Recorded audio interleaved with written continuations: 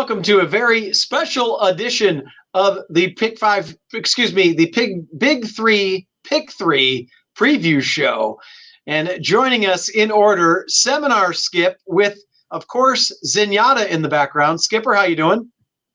We're doing good. Looking forward to this great weekend of racing. We're going to have nice weather, and I'm looking forward to it. We've got some great races. And joining us special from Lexington, Kentucky, our man, the Uber capper, Ellis Starr, is joining us. Ellis, long time no see. How you been, buddy? I'm doing great, and I also have Zenyatta over there, but I also have Forgo back here. Very nice. And last but not least, as the Cubs beat the Dodgers today, we welcome in Gino Bacola. Welcome, Gino.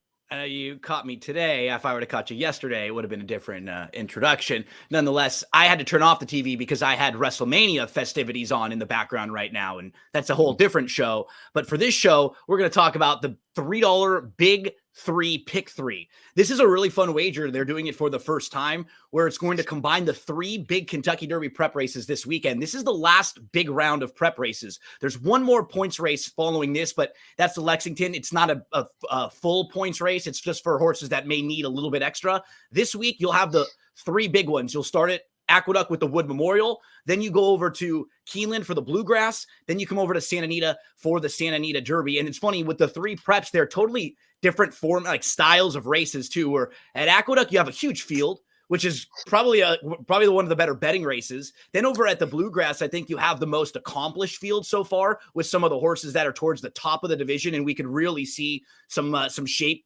happening there. And then at Santa Anita, it's a little bit more wide open with horses that, we don't really know quite where they stack up. So 3 different preps, we're going to connect them all in a 19% takeout $3 pick 3 wager. And Alice, it's nice to see 3 different tracks come together, get creative, especially on a big day where it creates even more excitement with Derby implications on the line. And any kind of bet like this just adds to a huge day like tomorrow, right, Ellis? Well, absolutely. I think most racing fans are really paying attention to these last 3 preps. I mean, 100 points to the winner, lots of opportunities to move up and ensure your spot in the 18 U.S.-based horses, since we have 2 Japanese horses coming. And it's going to take a decent point score to hit that threshold. I think people are going to be watching these races anyway around the country, racing fans looking forward to the Derby next month. And this is a great way to point extra interest to these 3 really important races. Well, as we would say, 10s are wild tomorrow because all 3 races are actually race 10. And we start off, Skip, let's go right at it to the Wood Memorial, which is race 10 at Aqueduct. How do you see the first leg of the Big Three Pick 3 starting? I thought this race was, I don't know, you got the heavy favorite here with Deterministic, who's been very impressive, broke its maiden at Saratoga, and then got a little break and came back in March and won the Gotham pretty impressively. It was over a sloppy track, but the horse is 2 for 2. They paid a lot of money, $625 for it. Christophe Clement trains it. That horse is right, but I'm going to use a couple other ones in here. The first one I'm going to use is number 1, Resilience. I like the breeding on this. I love Bill Mott as a trainer. He adds the blinkers on this one. I think he's trying to get this horse a little more focused. I like the way that he broke its maiden at Gulfstream, and then he raced in the Risen Star Grade 2 last time, got to the top of the stretch and got within a length and a half, and then got a little tired late. It had it didn't have the best of trips. It broke from the 12 or the 10 out of 12 hole. So it was wide and it got that sloppy track. It's come back to train very well. It's got 2 bullet works over at Payson Park. So the one at 6-1, Resilience will be on my ticket. I got to put Deterministic also, 7-5. We don't like the price, but we're going to try to beat it, but we're going to use it. I'm going to use the 9, Tuscan Sky. Todd Pletcher, the sire is Vino Rossi. They paid $200,000 for it. This horse is 2 for 2. Broke its maiden at Aqueduct on a muddy surface. Then they stretch it out at Fairgrounds over a sloppy surface and won. This horse hasn't been contested. The horse that it beat last time, Nash, came back to win. That was a Brad Cox horse. They had high expectations, at the start of it. It's kind of fallen off. But It's second tier of his horses, I should say. But this horse, Tuscan Sky, has been working with Fearness. Now, we know what Fearness did last weekend, ran through the TV screen. It hasn't been beating it, but it's been very competitive on the work on the 8th and the work on the 30th. So Tuscan Sky is going to be on my ticket. And then I'm also going to go to the outside here and use Uncle Heavy. I hate the post position, but the horse has won 3 out of 4 races, and it's got that determination to win. I'm going to use that one too, also at 8-1. So I'm going 4 deep in this race. 4 deep, Ellis, and I think it's important to know if anyone wants to chime in here, weather-wise, obviously, because you have a horse like Tuscan Sky who's yet to even find a dry racetrack. Deterministic one last time in the slop. Does anyone know what the weather conditions and the track conditions will be like tomorrow? Well, I believe last time I checked, it was supposed to be fast and firm. I think it was supposed to be fine. Yeah, Right. I hadn't. Yeah, so as far as I was concerned, I wasn't doing any handicapping with sloppy track involved because I thought it was supposed to be that way as well. Partly sunny and 52. Yep. Beautiful. I thought all 3, which was funny because I thought actually Southern California had the most chance of the 3 of them to rain, that's just how it's been for us the last few months. Yeah. All right. So it's going to be beautiful everywhere. So what do you do with horses that have ran only in the slop? And what are your thoughts here, Ellis? Well, I'm not worried about that. I mean, these are horses that are all coming up trying to peak on Derby Day, of course. But if some need points, I'm not worried about whether they've run on fast or not. And I am completely with Skip, a little bit different on the horses I'm using. But Tuscan Sky is my top pick in the race. I think that first of all, Pletcher does everything right. He posted the 9-1 upset as part of an uncoupled entry today in the Ashland Stakes at Keeneland. And he's got, all his 3-year-olds he wants them all to be in the 2 races, the Derby and the Oaks. But Tuscan Sky, perfect 2 for 2. That last race was 2 turns, first of all, which is good because a lot of these are coming out of 1 turn. He earned Tuscan Sky a 99 Equibase speed figure, which is actually out of that allowance race as good as Deterministic's 99. Deterministic's 9-5, Tuscan Sky's 4-1. So if you buy the speed figure, at least the Equibase figure that matches, they ran the same, and you're getting a horse at 4-1 as opposed to 7-5. So the value is there as well. But Fletcher's trying to peak, and of course we know Vino Rosso's can run this far. The 13 Uncle Heavy would be my second pick. 8-1 is really hard to ignore for a horse that won the Withers, which was the 1-turn mile and a 8th at Aqueduct. It was 2 turns. I'm sorry, the 2-turn 9-furlong trip at Aqueduct with a 95 figure, and he made the lead maybe a little early, but he got the win by a nose still, and I think he's moving forward nicely. And again, comparing that 95 figure to the 99, I think he's going to get a good trip. This race looks like it's going to be not fast, but contested. It's possible Brazilians who skips is putting on blinkers. He's going to show some speed. El Grand O is going to show some speed. Evening News went wire to wire in his last start and also tried to go wire to wire, barely held on, got second, got past late in his 2-back. And the 7 Merit also has been very close up. So I think there's a lot of pace. So I think Uncle Heavy can drop back. It is a shorter run to the first turn at 9 furlongs at Aqueduct, but that's okay. And then Deterministic defensively in a ticket like this, you have to use the horse, done nothing wrong. Again, undefeated 2 for 2, like Tuscan Sky. And he's stretching out from 1 turn to 2 turns, though. But I'm going to go 9-13-4 in the Wood Memorial. All right, several the same thoughts between Skip and Ellis. Gino, have any other twists here in the first leg of the Big 3 Pick 3? Yeah, I mean, I'll piggyback on one point. Yeah, Brazilians, I love playing horses like this. You look at his overall career, you can go race by race and everything makes sense. In his career debut, he's in a strong race at Saratoga. He's behind Locked, who's a Grade 1 winner who was 3rd in the Breeders' Cup Juvenile. Drumroll Please, who was in that race, came back to win the Jerome.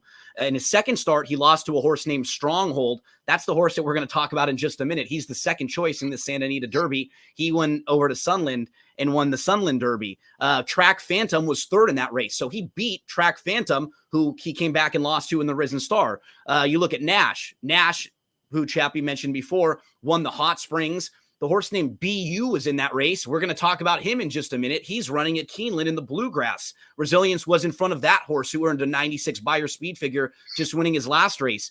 And then when Resilience won, he sat nicely and he just blew by the top two at Gulfstream Park. He came back. If Sierra Leone, Track Phantom, or Catching Freedom were in this race, they'd be favored. He just lost to three horses that were a little bit better than him. Honestly, like all three of them are pretty strong towards the top of the division. Sierra Leone is going to be one of the top two betting choices in the Bluegrass. Track Phantom, we just saw come back. He's won a graded stakes race. He finished fourth. They're going to put the blinkers on him as he's working. And then we saw Catching Freedom come back and win the Louisiana Derby. In fact, Resilience finished in front of the horse who came back and finished second in the Louisiana Derby. He was 3 lengths clear of the rest of the field that day. I think it's a great spot for him. I hope he sits third right behind the leaders. I'll also throw in Merit, who Safety Joseph won this race last year with the big long shot. This horse was behind Conquest Warrior, and I know he was a little disappointing when he came back in the Florida Derby, but I still think the horse is a nice horse, and I think Merit may be a little under the radar. So those are a couple to include. And just keep in mind that this is a $3 based wager versus like a 50-cent pick five that we talk about a lot. So you start using 3, 4, 5 horses in one of these races, your ticket is going to be a lot of money.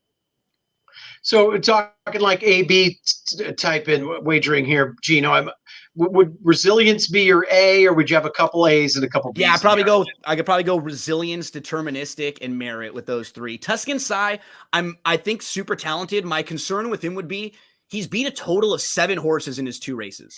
So I do think I'm still not sure if he's really been challenged in a race like this, where he's going to have twice as many horses in this race than he's faced in his 2 so far. So I think he'll be a little bit shorter than I like. Going to have to take a stand somewhere. So I probably use those 3 in mind to get things started. So certainly no one is set on singling here, Deterministic in the first leg. So let's move on to leg number 2, which is the 10th, also at Keeneland. That's the Toyota Bluegrass Stakes. And the man from Kentucky, we will start with you, Ellis Starr. What are your thoughts here at Keeneland? Well, like Gino said, certainly you want to not go really deep in these bets because it is $3, but I don't think there's any reason here to. I saw most of these horses run at Turfway Park. The ones that run, of course, we all saw the Risen Star. We saw the Fountain of Youth. Historically, the really important races through this race are the Fountain of Youth and the Risen Star. I always say for years, everybody knows me, you never fall in love with horse, you fall in love with bets. But I am in love with Sierra Leone. This horse, when I handicapped Remsen last fall, I was enamored of his debut, in which he only ran for maybe 50 or 75 yards because he was just lagging along, and then Franco gave him the cue, and he just blasted like a turf move. In the Remsen, I loved him that day. I was playing in a handicapping contest, and I had a significant bet on him to win and a smaller bet, unfortunately, in Exacta Box at Dornoch. And he did the same thing. He made a blistering move, or a visually impressive, I should say, to go from 10th to 1st in a quarter mile. And then he waited. He waited on a horse. He didn't know what to do. Dornoch, more experienced. He had run 3 times up till then to only once for Sierra Leone, and Dornoch came back and beat him. I said to myself at the time, if this horse matures and or blinkers, I mean, he's going to be tremendous. And lo and behold, when he comes back off 2.5 months layoff in the Risen Star, there's blinkers. And he does the same thing. He's up a little closer, but he moves from 4th to 1st, easily wins. It's much more easy than it looks like. He ended this campaign with a 99 FBA speed figure effort in the Remsen, comes back with this 98 in the Risen Star, which he's really going to move off of. It's a little slower than Dornoch, we'll get to in a second. But the fact is that blinker's made all the difference, and it's probably going to age badly. And I think I put this on Twitter that Dornoch is never going to finish in front of Sierra Leone again, in my opinion, because he's got more upside than he does. So 2-1, I don't know if we'll get that, but Dornoch's the other because he will be probably the controlling speed. It doesn't look like any of the inside horses really are going to want the lead. Saez is very aggressive. He proved it today at Keeneland with a couple of really good rides, putting horses on the lead that was unexpected, and they just led all the way. And that's what he's going to do with Dornoch, who he ended up the year with a 99 figure. He started this year with a 102. he should come out. And of course, Good Magic won the 2018 Bluegrass before going on to finish second in the Derby. So I think it's Sierra Leone and Dornoch, and there's not much value in the race itself, but it certainly cuts down the ticket using 2 horses in the Bluegrass. So 2 deep for Ellis. And Ellis, before we move on, I have to say that we always say tough beat, and that doesn't always apply. But my heart goes out to you in the Remsen if you had Sierra Leone, because that's about as tough as a beat as you could possibly get. Yeah. I think that horse looked every bit of a winner, like he was going to win by 4 with about a half a furlong to go. And boy, that's a tough one. But anyways, Gino, is it more than 2 deep to you, or you kind of narrowing in on the same 2 as Ellis here? No, I think it is. I very much like the one Top Connor in here. This horse's debut was extremely impressive. He won a debut going long the first time out, which is not easy to do. He earned a really good speed figure. He had a fast start inside. He was right with the leaders, and then he backed off to third. So he showed some speed, and then he showed that he's a little versatile and he's handy. So, hey, I don't have to just go burn it up with the leaders. I can sit right behind. He gets the inside draw again, going 1 1/8. So he got shuffled back. He was 6th down on the inside. It doesn't really show it in the running line. He comes on again in between horses, and he pushes his way out to the 3 path. It was really impressive. He beat a horse named Dildra that day to come back and win a maiden special weight with an 87 buyer next out. Military Road, who was second, came back and ran second in his next start. This horse is training really well in the morning. I don't think it's a coincidence that he gets put in the race with Sierra Leone, because they complement each other's running styles very well for Chad Brown. At the very least, he will make sure that there is an honest enough pace and that Dornoch isn't alone and he's sitting right behind him. That will help Sierra Leone. I think this horse is good enough himself to step up and win. I'd actually be shocked if he's that price. If he's half of his morning line, I still think that's fair. Like anything over 6-1, I think makes sense for this horse who, if you're just playing this off of a buyer speed figure, his debut is not far below what Dornoch and Sierra Leone have run in races where they already have, some experience. He could take a big step forward, could sit right behind the leaders. I think the 1's a major player in here. I actually thought the 2 was also a player, BU. This horse was favored in a stakes race in his debut over Just Steel, who came back and ran second recently in the Arkansas Derby, Locked, who's a grade 1 winner. It was a really live, buzzy maiden special weight race at Saratoga. He was favored that day. He finished second by a nose. He was really good. And then he came back in his next few starts, and he sort of tailed off a little bit, but he was thrown right into grade 1 company as a maiden in back-to-back races. The Hopeful was a weird race. The figures came back from that one all strange. He was third behind Muth, and then he faced Nash in his last start of 2023 before going to the bench. He ran a monster race last time out with a huge speed figure, and it wasn't like it came out of nowhere. Like, there was talent here with this horse that he showed a while ago. He just took maybe a little while putting it all together. I wouldn't be shocked if he takes one more step forward. I think I'm going to play it those 2 and Sierra Leone. I'm going to chuck Dornoch out. I think he's a nice, steady horse. I think there might be some other speed in here that just makes life a little difficult for him with good money, with just a touch, maybe even Top Connor putting some pressure on him. So I'll probably use the 2 inside horses along with Sierra Leone. So Gino's going to chuck Dornoch, and he's going to use Top Connor, who he thinks has the talent. And if not Skipper, at least could be used maybe as the rabbit against Dornoch. What are your thoughts in here?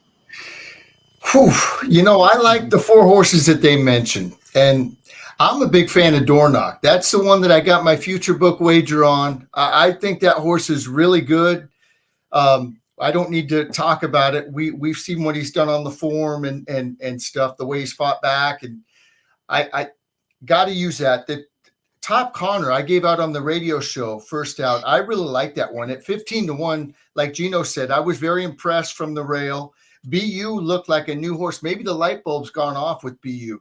I will mention one other long shot that I might put on my ticket, but for sure on 1, 2, 4, 10. Something, Kenny McPeak has been on fire lately. He had a great Oaklawn Park meet. This lat long, I don't know if he's good enough. I know he's coming off a break, but, those races weren't bad. 3 back, ran second to Track Phantom. We know what Track Phantoms did. He had a very good fairgrounds meet. came back. He broke its maiden, had a nice trip. Last time in the Lecomte grade 3, they went slow early. They went 24, 48, and 113. This horse had no shot. Track Phantom got that easy lead and just kept going. I might try to put Lat Long on one of my tickets, but 1, 2, 4, 10 for sure. And maybe I'll put the 7 at 30-1 with the hot barn of Kinema Peak. We're never going to knock you for putting a 30-1 on the ticket. So we like that, right? Gino, he's entered the no chalk zone, as we would say. All right, so hopefully everyone is alive and we move on to the third and final leg, and that is race 10 here at the Great Race Place, the Santa Anita Derby. I have my opinions in here. Gino, your thoughts, imagination, 8-5. Is it all Baffert stay, or are you looking elsewhere? It's interesting that May Moon, did you hear why he didn't show up in this race? Because even right up until the race, everything was reporting that he was supposed to be in there too. He was the horse who has faced Imagination before. And you look at Imagination and he's done nothing wrong. Honestly, he's been right there in all of his races. He keeps it close in every race. He's definitely the horse to beat in here. What is difficult about this race is just trying to find the closer, right? Because maybe it's McVeigh. He's not really past horses all that much. He's just been behind the faster horses when you watch his races. I do think McVeigh has more ability than he showed, and he's going to be on my ticket for sure. I just keep coming back to looking at Stronghold and just feeling like he's in a really good spot because he has that little bit of versatility where he can sit off the pace. He has the speed. So I think the race does go through him. And I was trying to make a case for someone else as the horse to pick up some pieces. So McVeigh will definitely be in the mix for me. Stronghold as well. And I might try to toss Imagination in here and play those two who I think are a little bit more versatile.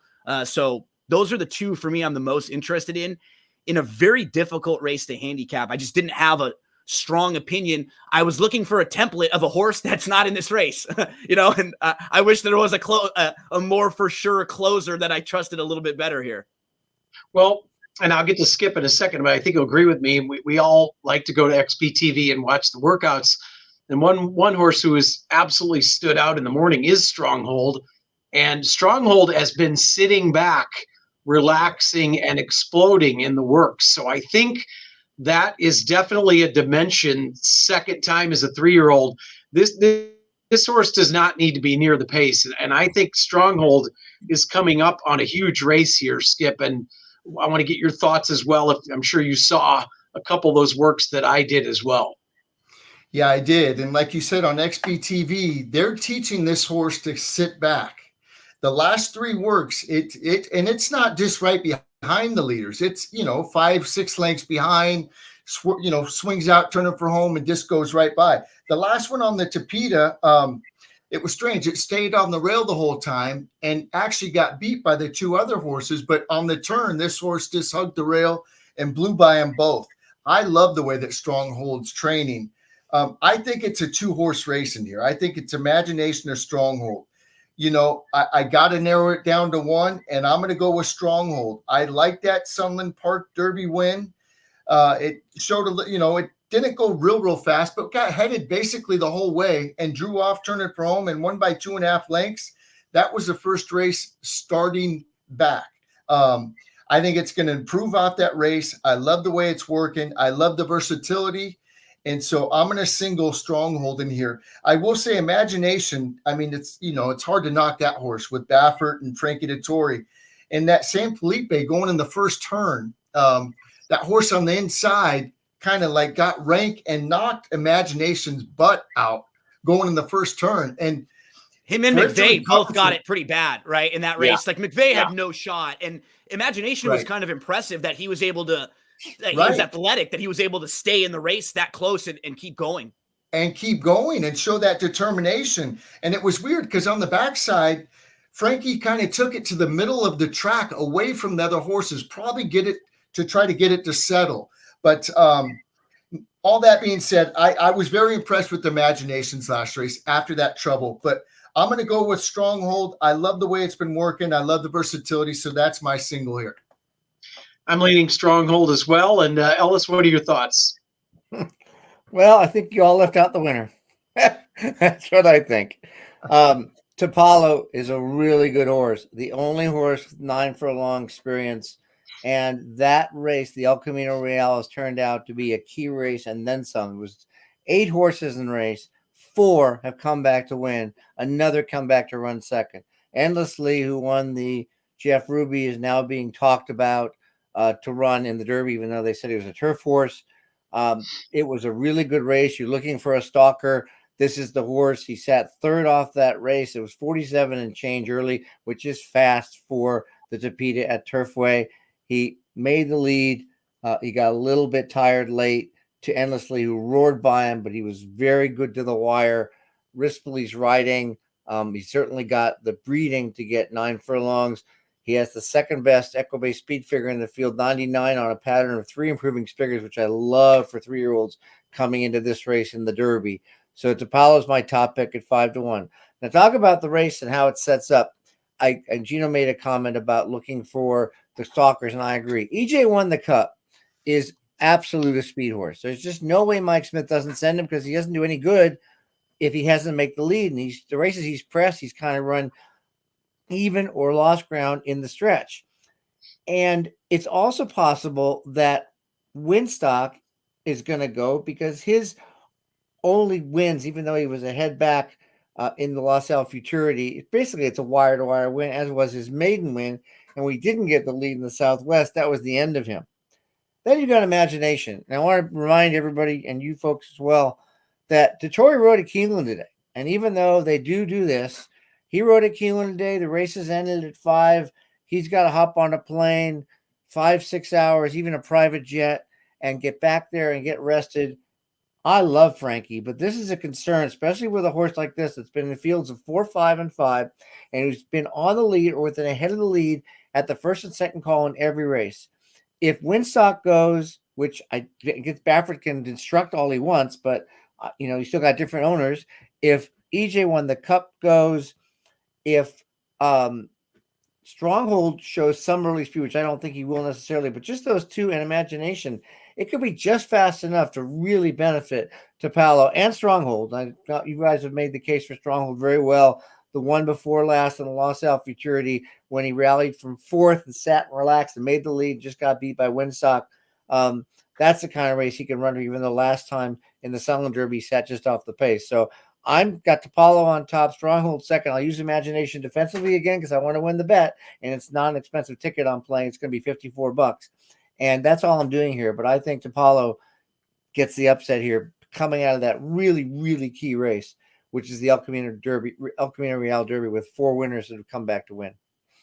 Well, I love it, Ellis. And if you happen to upset the apple cart, I think you're going to get every bit of 5-1 on Topalo. So very interesting angles. I think we all had some common horses, and we all had some different ways to go. And with a $3 bet, Gino, this has every right to pay. If you could beat a couple of the favorites, we're looking at some big balloons here. Yeah, I think I'm going to play something around what Ellis was saying about 54. If you go 3x3x2 on your ticket, that's what you're looking at. So that's, $18 ticket and then a $3 base wager. So that's sort of what I'm shooting for there in 3 really interesting races. I'm glad that they put these 3 together, because I think so many people are all paying attention to all 3 of these races, and you do get a couple different types of races. I'm probably most intrigued overall in what happens in the Bluegrass, just because that one feels like the race where the winner of that might be able to put themselves in the top 3 to 5 of Derby contenders with a strong race, since that's the biggest field.